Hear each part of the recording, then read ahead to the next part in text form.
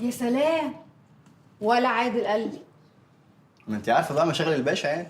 يعني تغيب وبعدين تيجي عشان تسلم عشان مسافر؟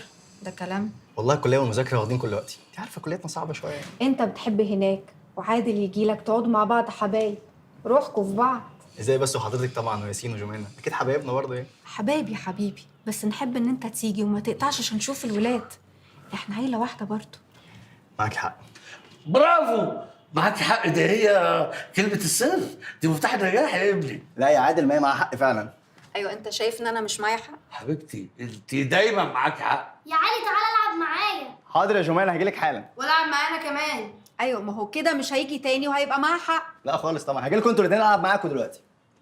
انت هتقعد قد ايه هناك في الفيوم بقى؟ لا مش هطول يعني، اسبوع بالكتير. تحب يا حبيبي اعمل لك اكل تاخده معاك؟ لا لا تسلمي لي خالص، هاكل هناك مع زمايلي والموجود هيتاكل يعني. يا ابني اسمع الكلام، اولا اكلها تحفه وبعدين هتعمل لك حاجه ترم عظمك، انت عمال تخس كده بقيت معصعص.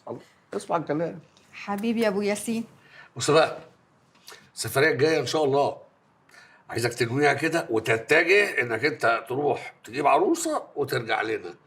عايزك بقى تروح في اتجاه تاني، يعني مثلا امريكا اللاتينيه، تجيب حته لاتينه كده وترجع عشان نغير التركيبه فيها. مالها التركيبه يعني؟ لا يا حبيبتي مش قصدي، انا قصدي بس يبقى عندنا انترناشونال كوميونتي يعني. هي بنت مصريه سكره، حاجه حرشه كده، اللي هي تروحك من المغرب وتاكل اكلها اللي مش عاجبك ده وتقول لها الله جميل. اسمع الكلام. حاضر. وانا ولا هنا ولا حد بيلقى عليا كلام ولا حاجه. لا يا حبيبي، انا بفهمه بس يعني. انا مفهوم.